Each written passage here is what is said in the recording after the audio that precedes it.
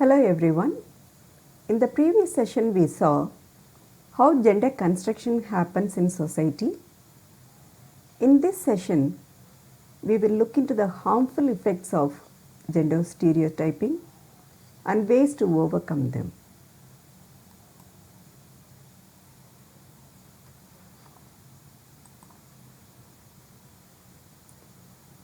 The harmful effects of gender stereotyping.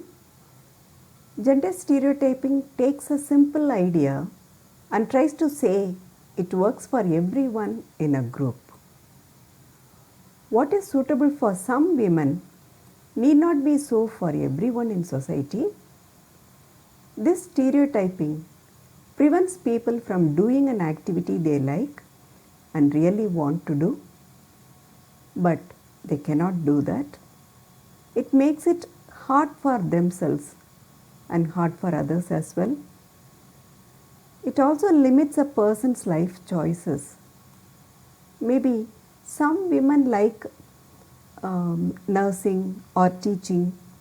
For that, we cannot summarily decide that they are the only jobs suitable for women, thus denying them the training and professional growth which will disable them from taking up even future career. In short, all their future life plans themselves get shattered because of this stereotyping. There won't be any peaceful coexistence, no social justice, and the possibility of an egalitarian society is also a remote dream. What we mostly do in such an instance, we go along with the crowd. That is the biggest mistake we make. We don't stop to question the society as to why they are discriminating like this. Social psychologists call this as the bystander effect. We have the pluralistic ignorance, that is the mob mentality. When things go wrong in society, we think that since others aren't helping, so maybe help is not needed. This is almost similar to conformity. We agree that things are okay in society. Maybe social inhibition also could be a reason for this bystander effect. We fear standing out from a crowd. When all the others say one thing unanimously, we don't feel like contradicting them. We fear making a mistake or overblowing the situation. Sometimes there is a diffusion of responsibility as well. We don't take up responsibility for our actions. That also might happen.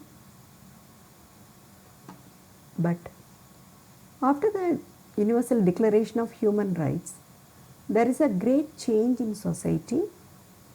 This was brought in around 1947. This considered people not as men and women but as human beings. Everyone was given the security rights, that is the right to life and freedom from torture, and people were sanctioned liberty rights, which is freedom of opinion, freedom of expression. Political rights were granted, that is the right to vote, right to serve in public office. Equality rights say everyone is equal before the law and there should be freedom from discrimination.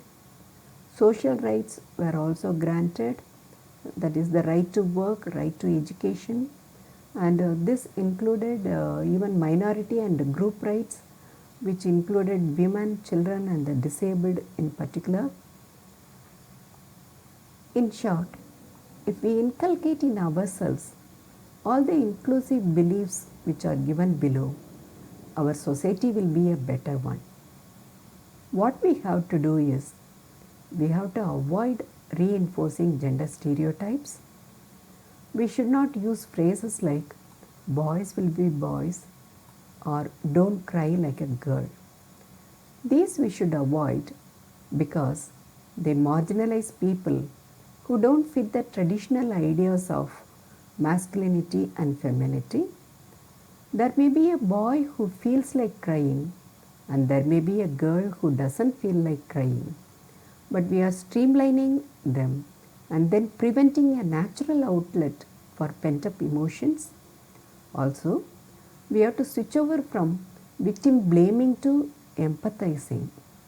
Normally, when a rape happens, people immediately start questioning only the victim, and they ask questions like, why did she go there at that odd hour um, all by herself?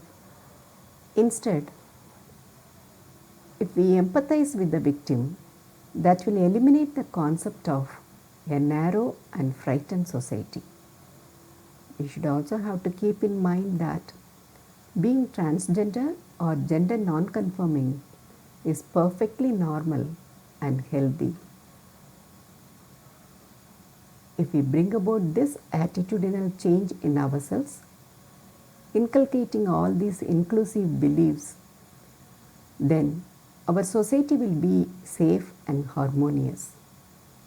Gender stereotyping also will be overcome then. Thank you.